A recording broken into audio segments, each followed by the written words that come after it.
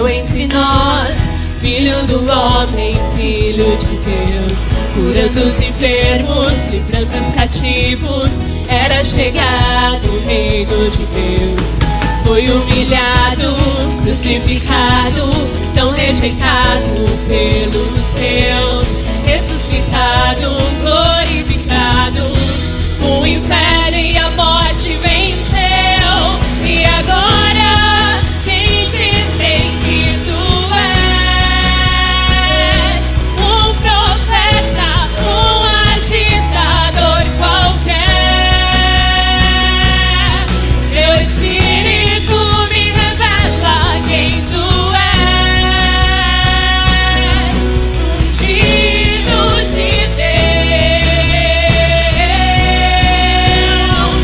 Tu és o Cristo, Filho do Deus vivo.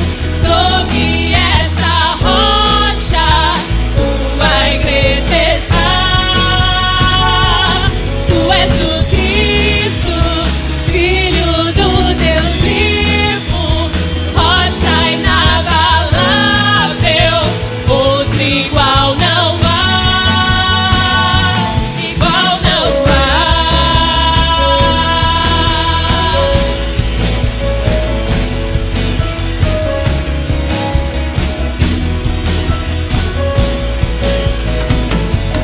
Verbo vivo viveu entre nós, Filho do homem, Filho de Deus, curando os enfermos, livrando os cativos. Era chegado o reino de Deus.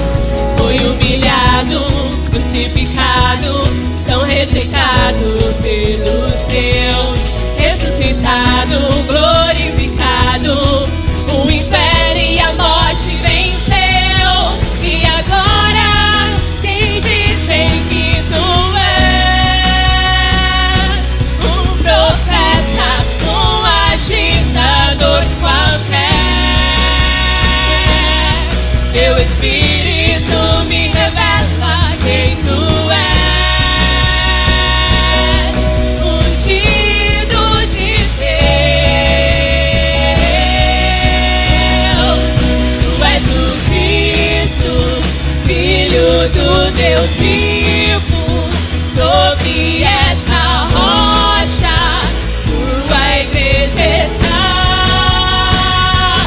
Tu és o Cristo, Filho do Deus vivo, rocha inabalável, outro igual não há.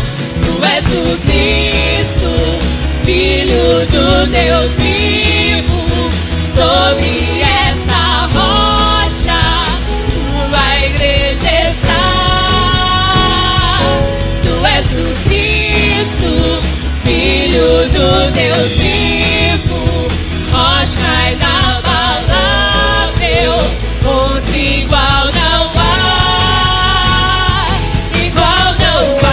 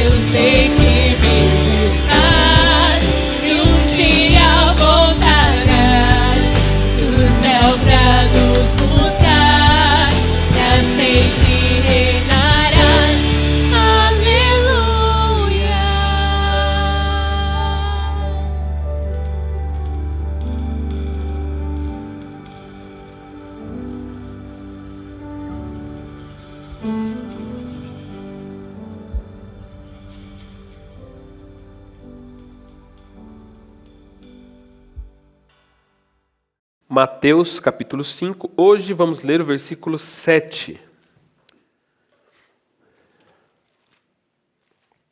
A quinta bem-aventurança.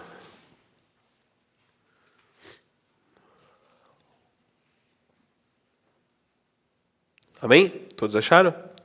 Vamos lá, Mateus capítulo 5, versículo 7 diz assim: Bem-aventurados os misericordiosos, pois obterão misericórdia. Vou ler mais uma vez. Bem-aventurados os misericordiosos, pois obterão misericórdia. Amém? Vamos orar? Pai, nós te louvamos por este momento, pela Tua palavra que temos em nossas mãos e pedimos que o Senhor fale aos nossos corações, Pai. O Senhor já tem falado através da vida do Alan, dos louvores, e eu peço, Pai, a Ti, que o Senhor realmente mexa em nossos corações, Pai, que nós possamos compreender aquilo que precisa ser compreendido e para que nós possamos lembrar nos momentos em que devamos pôr em prática, aplicar aquilo que temos aprendido do Senhor, Pai. Em nome de Jesus, Deus. Amém. Amém. Bom, as 4 primeiras bem-aventuranças que nós abordamos, ela nos colocou, nós percebemos a felicidade em nos vermos sozinhos diante de Deus.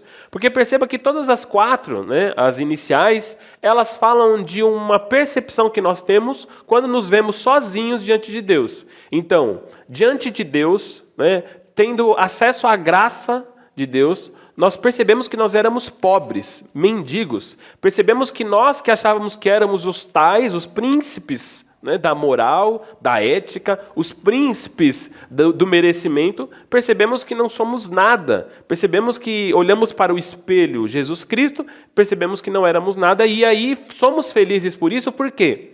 Porque saber quem nós somos e qual é a nossa real situação nos possibilita fazer aquilo que precisa ser feito. E isso é uma coisa muito interessante da nossa vida. A gente precisa ser sincero com a gente. Não só no quesito espiritual, mas logicamente que o quesito espiritual vai abrir para nós a porta para que nós mudemos. O Alan falou sobre os 5 anos, isso é um fato. Nós plantamos agora para, em média, algumas coisas estruturais que nós queremos que mude. A curva ela é longa. Então, se você pegar aí 2016, o que você estava fazendo em 2016? 2016 eu estava casando, de fato. Não é? Então, veja, nós precisamos entender que nós precisamos compreender quem nós somos e quem nós não somos. Porque talvez o que é mais nocivo para nós é o que nós achamos que somos e não somos. Às vezes a gente acha que a gente é bom em algo e a gente não é. Às vezes a gente acha que a gente é humilde e não é.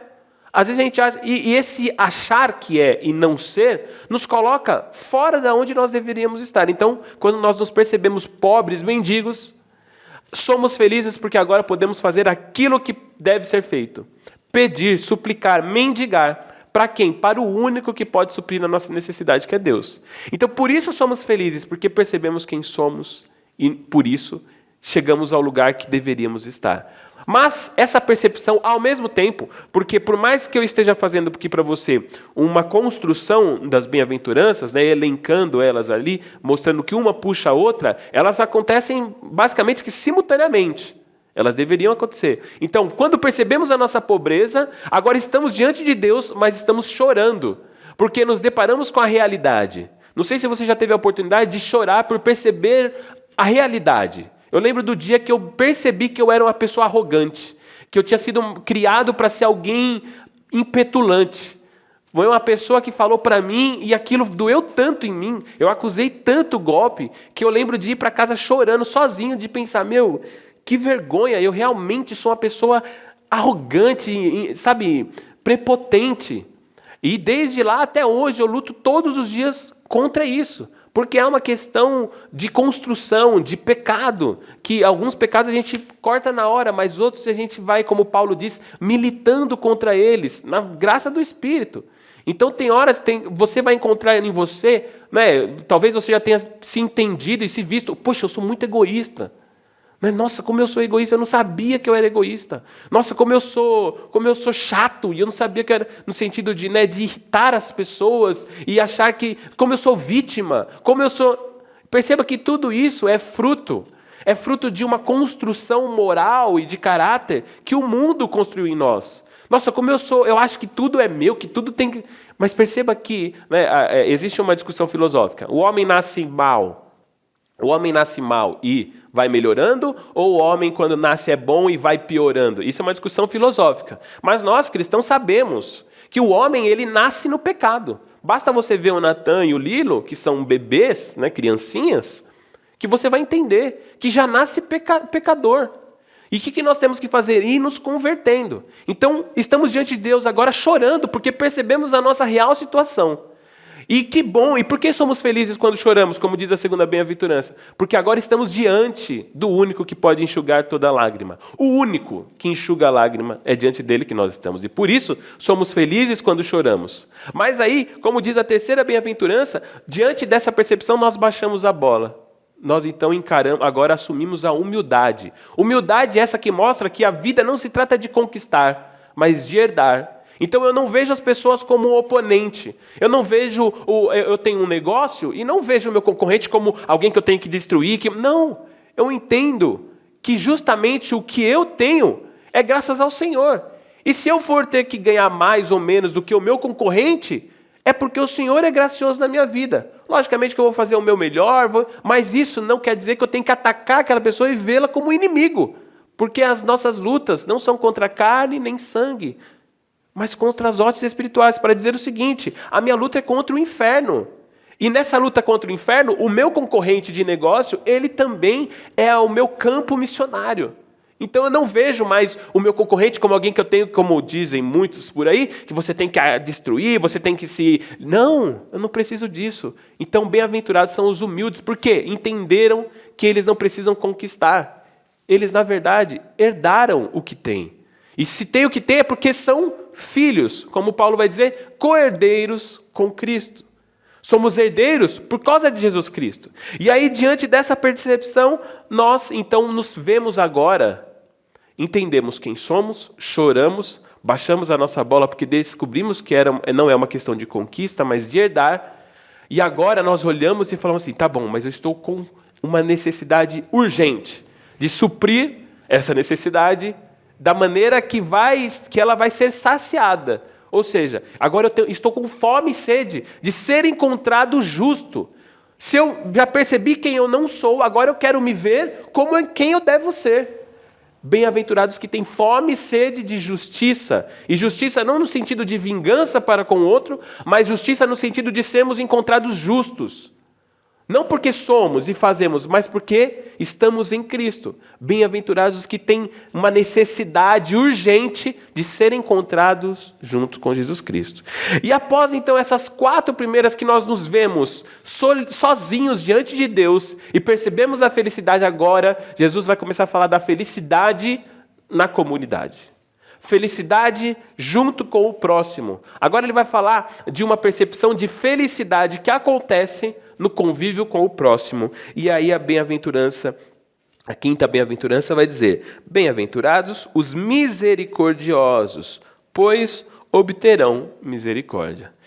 O Alan falou aqui um pouquinho sobre misericórdia, né? Falou que é você agir com piedade, você agir em socorro do necessitado. E de fato é isso. Perceba como Jesus ele é simples, mas ao mesmo tempo ele é grandioso. Ele está dizendo o seguinte: olha, você que agora há pouquinho se percebeu como um pobre mendigo, agora você vai suprir a necessidade de quem? Dos pobres necessitados. E ele não está falando de uma necessidade simplesmente material, apesar de também, mas ele está falando de uma necessidade de vida. Porque nós só podemos exercer a misericórdia não porque temos algo, porque já descobrimos que não temos nada.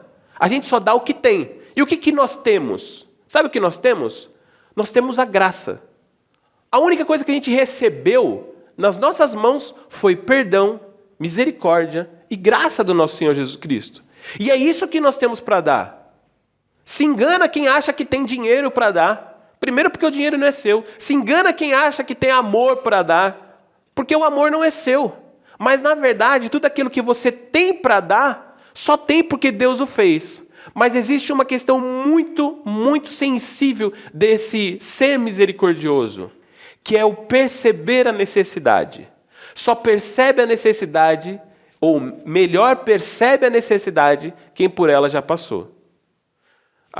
Em casa, meu pai nunca gostou de deixar a gente passar frio. Então, assim, a gente dormia... Se pudesse, ele enrolava a gente no colchão, assim, com o cobertor, sabe? Prendia com fita silver tape. Mas por quê? Porque quando ele era criança e ele vendia biju, né? Na balsa, ele passava frio. Então, o fato dele passar frio fez com que ele percebesse essa necessidade aonde ele... Né? E quando ele viu os filhos, então, isso se ressaltou, porque ele falou assim, olha, frio é um negócio, e eu particularmente, não sei meus irmãos, mas eu cresci com isso, eu fico aflito de ver os meninos e pensar que eles estão passando frio. Esses dias o Lilo, coitado, nem conseguia engatinhar direito, de tanta... Ele fazendo uma bolinha. Mas perceba que essa necessidade, ela é percebida por quem por ela já passou. Por exemplo, eu não tenho nenhum problema com dinheiro, assim. E automaticamente, quando eu vejo as pessoas, eu percebo quando existe uma necessidade. E na medida, logicamente, do que a gente tem de possibilidade, a gente socorre as pessoas. Porque percebe no dinheiro algo que a gente já passou. A questão é o seguinte, se nós... Vamos voltar na primeira bem-aventurança. Se nós não entendemos que nós somos pobres, nós não vamos conseguir exercer misericórdia. Não é misericórdia que você está exercendo. Porque a misericórdia, ela só é possível para aquele que é um miserável também. É interessante essa palavra, porque assim, no original, em grego, eleos, eu não sei qual que é a origem léxica dela, não sei como ela surge. Mas é interessante ver que em português, misericórdia é a junção vem do latim miséria e cardia. Então é como ter um miserável no coração. A gente já ouviu essa expressão, né? Misericórdia. Então, nós exercemos com nosso coração a busca ou o suprimento para o miserável. E é interessante nós percebemos isso, porque quando a Bíblia fala sobre a misericórdia de Jesus para conosco, ela fala justamente disso, de ter uma identificação. Abra sua Bíblia em Hebreus capítulo 2. Olha que interessante que o autor de Hebreus vai falar para nós aqui, em Hebreus capítulo 2, versículo 17.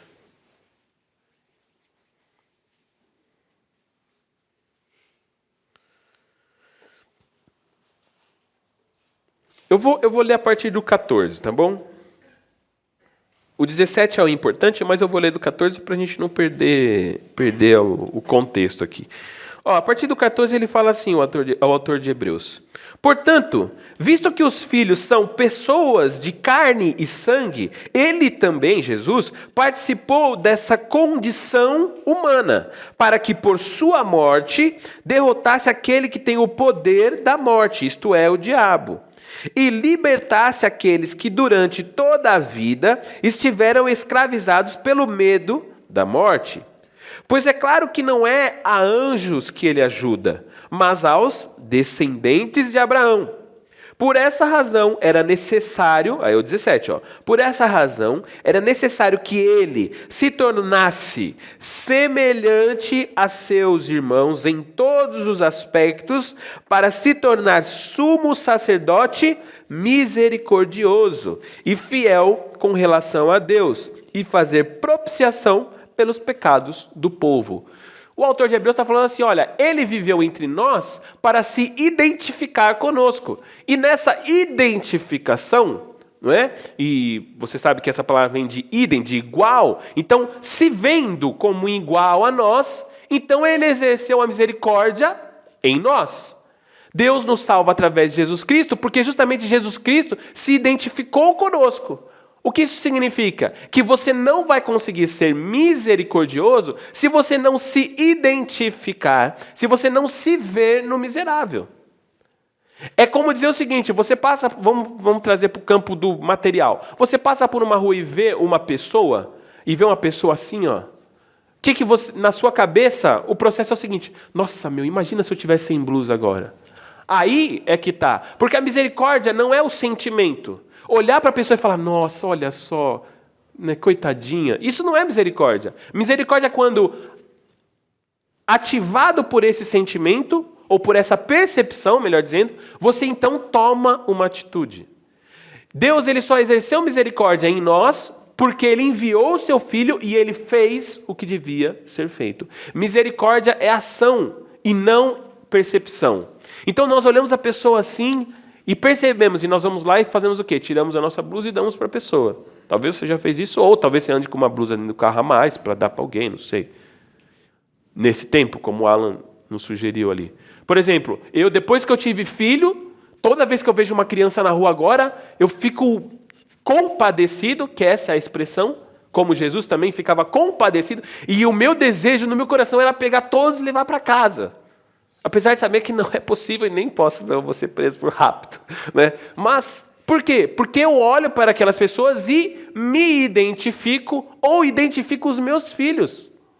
Percebem que aí a minha misericórdia para na ação, né? Porque eu não posso fazer nada com relação a esse sentido, infelizmente.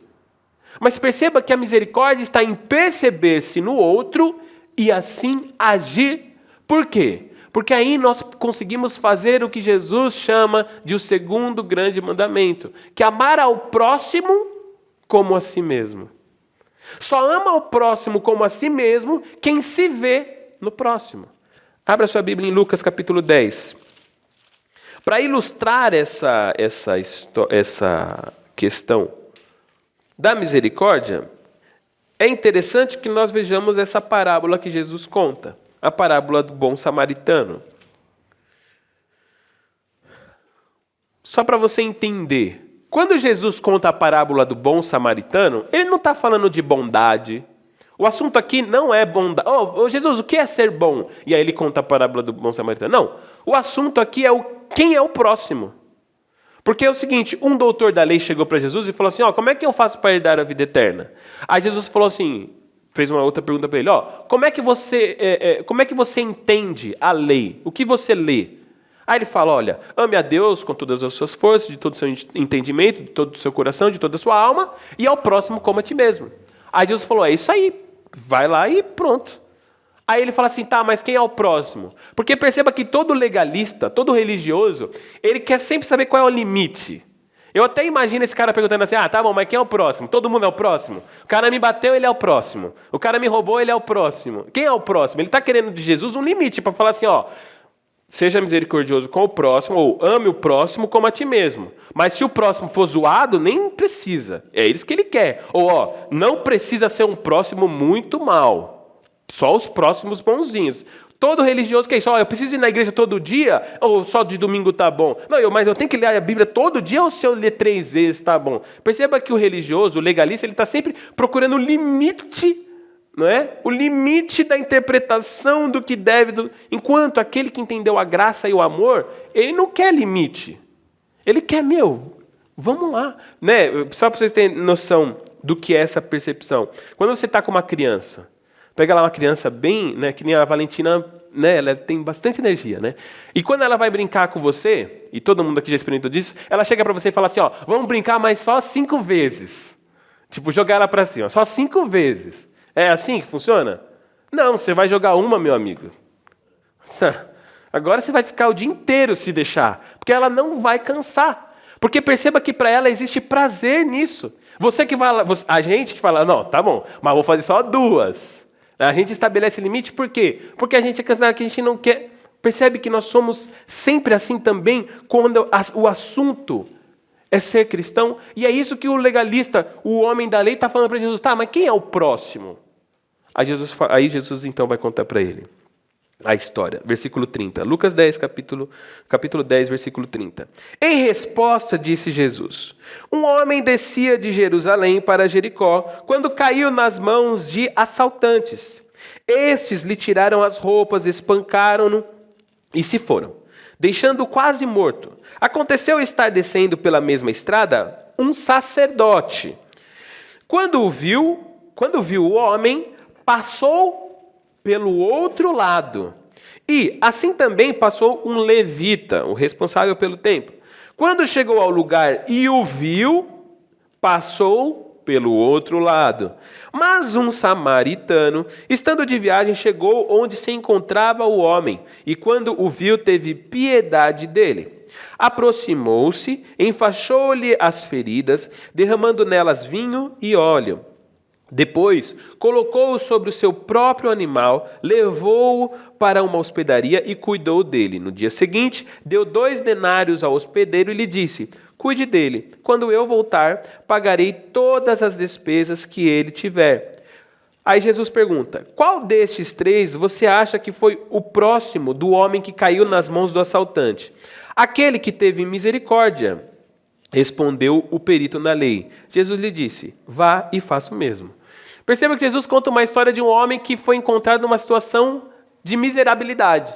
Miserável, o cara estava ali, jogado no chão, caído quase semi-morto. Passa um sacerdote, qual é o problema do sacerdote? Que ele olha e não se percebe ali. Não para pensar, meu, e se fosse eu? E aí o texto diz que ele passa para o outro lado. O levita, que deveria ter também misericórdia, por causa daquilo que conhece, por causa do Deus que conhece, olha e também não se vê. Mais um samaritano. Muito provavelmente, por causa de alguma experiência da sua vida, não sei, ou muito provavelmente porque ele era samaritano, quando vê aquele homem naquela condição, fala: imagina, cuida do cara, limpa, põe ele no animal, leva, passa a noite com o cara, chega no homem da hospedaria e fala: se precisar, eu pago. Aí Jesus pergunta para esse homem: olha, quem foi o próximo do miserável? Percebe que Jesus não está falando para ele, de quem que é o próximo do levita, do sacerdote? Não. Jesus inverte os papéis. Fala assim: quem é o próximo do miserável? E aí o homem fala o seguinte: aquele que exerceu misericórdia. Ou seja, aquele que se viu na condição do homem e supriu a necessidade dele. Esse é o próximo. E aí Jesus diz: faça o mesmo. Jesus não está dizendo, seja um samaritano. Ele está dizendo, faça o que ele fez. Para dizer o seguinte para você: nós somos felizes quando olhamos aqueles que estão numa condição espiritual, olhamos para os pobres de espírito, olhamos para os miseráveis de espírito, olhamos para os pobres financeiramente que não estão na mesma condição que nós, olhamos para aqueles que não experimentam da graça que nós experimentamos, olhamos para aqueles que não experimentam do enxugar de lágrimas que nós experimentamos, olhamos para aqueles que não entenderam ainda que podem herdar como nós entendemos. Olhamos para aqueles que acham que é uma questão de conquista, como nós não achamos, e nós vamos em busca dessas pessoas fazer o quê? Exercer a misericórdia, mostrar para eles como é que nós experimentamos a misericórdia. E como é que eu e você experimentamos a misericórdia? Muito simples, através do perdão. O perdão é a maneira mais didática de você ensinar misericórdia. E aí a misericórdia ela tem 2 aspectos, o aspecto ativo e o passivo. E para que você entenda isso é assim, o aspecto passivo é quando a gente não faz algo, e o aspecto passivo é quando a gente não faz algo, e o ativo é quando a gente faz, certo? Em Jesus Cristo, Deus estava exercendo a sua misericórdia passiva, por quê? Por causa de Jesus Cristo, Ele não exerceu a vingança que cabia para nós. Deus não se vinga de mim e de você por causa dos nossos pecados, ou seja, faz a justiça. Por quê? Por causa de Jesus. Então é a misericórdia passiva, em que Deus tira a mão.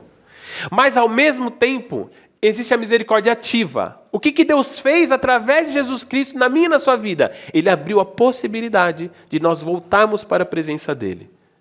Então perceba que em Jesus Cristo nós temos a atitude de Deus para conosco, de nos trazer de volta, e ao mesmo tempo a não atitude dele exercer aquilo que era direito, porque ele fez. Deus se vinga do homem em Jesus Cristo. Deus, ele exerce a justiça que era para o homem em Jesus Cristo. Deus, ele faz Jesus Cristo sofrer tudo que era para eu e você sofrer, mas em Jesus Cristo. É Jesus que paga o preço. Perceba que ele exerce, se você e eu não compreendemos a dimensão, a profundidade e a gravidade desse fato, dificilmente nós vamos exercer misericórdia. Porque dificilmente nós vamos nos entender como miseráveis. Como Paulo vai dizer, miserável homem que sou, não mereço viver. Por quê? Por causa dessa carne que eu estou habitando e que milita contra mim todos os dias. Então Paulo, por que Paulo pode exercer misericórdia? E independente de se ele está doando coisas materiais ou não. Porque Paulo exerce a sua misericórdia em levar o evangelho, que esse é o principal. Então Paulo ele consegue exercer misericórdia porque ele se vê como miserável. E a pergunta para mim e para você é, qual é o grau de miserabilidade que nós nos encontramos? Que nós percebemos que somos? O que nós vamos celebrar hoje, a ceia, é uma confissão nossa, em atitude, em ação, de que Jesus Cristo foi traspassado na cruz do Calvário. Ele pagou a conta. É isso que nós vamos celebrar hoje. Seria como aquele homem que foi ajudado pelo bom samaritano, agora voltasse todo ano naquela hospedaria para se lembrar, ou todo mês, para se lembrar do que foi feito por ele naquele dia e assim poder então também promover essa experiência para outras pessoas. O que nós vamos fazer aqui hoje é celebrar, é confessar em ação. Se já fazemos isso com a nossa boca, através dos louvores, através das orações, da leitura da palavra, agora nós vamos fazer isso fisicamente. Assim como é o batismo. Nós vamos fazer isso fisicamente para dizer, olha, era para nosso corpo ter sido traspassado, era para nosso sangue ser vertido, mas não foi. Por quê? Porque justamente Ele pagou o preço. Ele sofreu no nosso lugar. O miserável era eu. O pecador, eu. O condenado à morte, eu. Para ser crucificado, eu. Agora, se na nossa mente ainda tem resquícios de não, para falar a verdade, eu não sou tão zoado assim. Então a gente ainda não entendeu. Porque por mais que você não tenha matado ninguém, não tenha traído a esposa, não tenha roubado um banco, ainda assim era esse seu pecado, seja ele qual for, que ia te levar para o inferno. E não vai mais. Sabe por quê? Porque Jesus Cristo morreu no seu lugar. Jesus Cristo morreu no seu e no meu lugar. E perceber isso é a misericórdia. É o abrir dos olhos. Bem-aventurado aqueles que olham para o pobre, olham para o necessitado, olham para o pecador e falam, você está perdoado, porque eu também sou pecador. Porque eu também fui perdoado. Olha, você pisou na bola comigo, mas está tranquilo.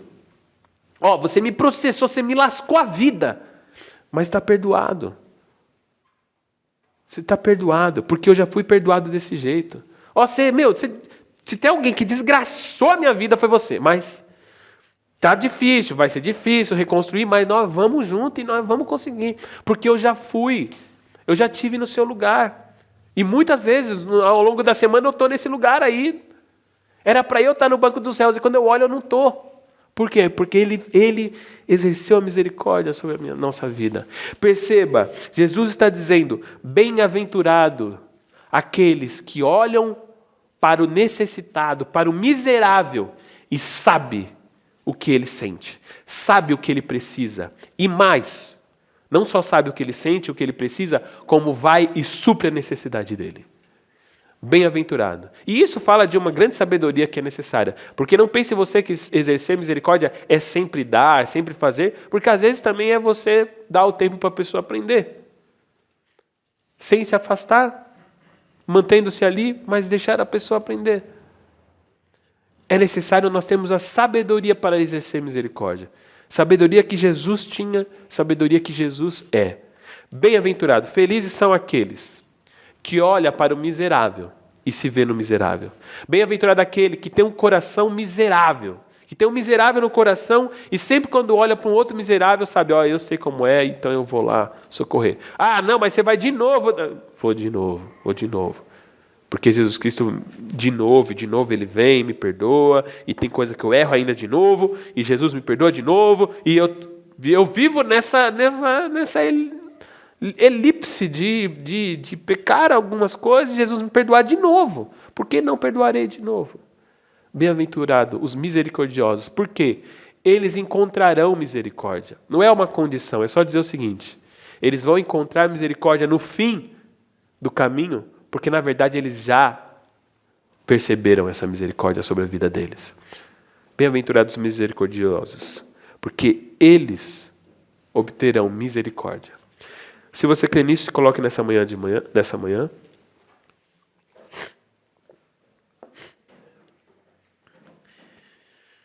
E nós vamos orar. E eu quero que você se faça uma pergunta.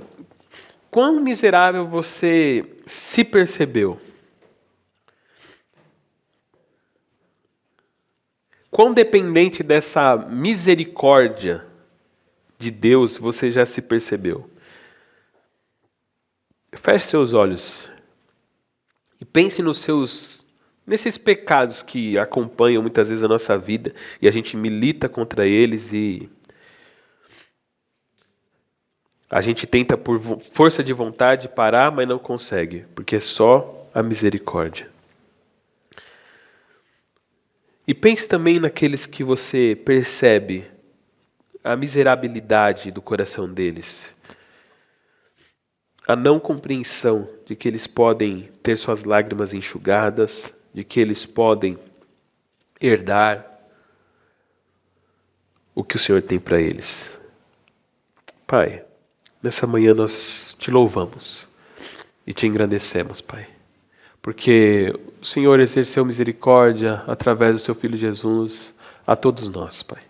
E se hoje nós vamos celebrar a ceia do Senhor, é justamente, Pai, porque nós percebemos a maravilhosa, Senhor, graça sobre as nossas vidas no feito de Jesus na cruz do Calvário, Pai. Senhor, em nome de Jesus, que nós possamos exercer misericórdia a todos à nossa volta. Manifestar ao próximo, Pai, a todos à nossa volta, aquilo que nós experimentamos com o Senhor. Era para nós irmos para o inferno, Pai. Mas não vamos porque justamente o Senhor Jesus pagou o preço, Pai. Nós estávamos como quase mortos, Pai. Estávamos como mortos mesmo, Pai, no caminho. Mas o Senhor nos encontrou, curou nossas feridas, cuidou de nós, Pai, e pagou o preço, Pai.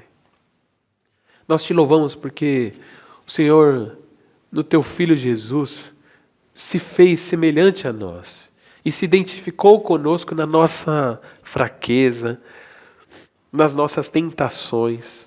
E o Senhor venceu, Pai. E nós te louvamos porque na Tua vitória nós também vencemos. Te louvamos porque o Senhor morreu, o Senhor Jesus morreu a nossa morte para que nós pudéssemos viver a Sua vida. E é isso que nós queremos, Pai. Pelo menos é isso que nós queremos querer, Pai. Queremos querer viver a vida de Jesus. E se tem alguém aqui que ainda acha que merece, Pai, a salvação, que ainda acha que faz as coisas certas por si só, abre os olhos, Pai. Porque não há explicação que vai fazer o homem perceber a sua miséria. Não há ilustração, Pai, que vai fazer alguém perceber se não for o Teu Santo Espírito abrindo os nossos olhos, Pai. Por isso eu te peço, Deus, em nome de Jesus, Pai. Abra os olhos, Pai. Abra os olhos do nosso coração, Pai. Para que nós possamos entender que o preço que foi pago em nosso lugar não era possível nós pagarmos, Pai. E nos faça perceber isso realmente de maneira grandiosa, Pai. Que nós nunca vamos saber, Pai, quão difícil foi pagar o preço. E que nós saibamos, Pai, a gravidade, a intensidade, a profundidade dessa ação do Senhor por nós, Pai. E que assim possamos, Pai, como miseráveis alcançados, alcançar outros também, Pai. Nas suas necessidades, perceber as necessidades, Pai. Sejam elas espirituais, mentais, sentimentais, ou mesmo materiais, Pai. Mas nos dá um coração de pessoas que têm compaixão, Pai. Que nós possamos realmente nos compadecer, Pai, das pessoas que muitas vezes nós olhamos com superioridade, Pai. Em nome de Jesus, Deus. Em nome de Jesus, Pai. Muda os corações, Pai. Tira a soberba, Pai. Tira a prepotência, Pai. Tira a arrogância de pessoas que acham, Pai, que vivem corretamente, que são donos da moral, Pai. Se nós temos isso em nosso coração, mostra-nos, Pai. Quebra o nosso orgulho, Pai.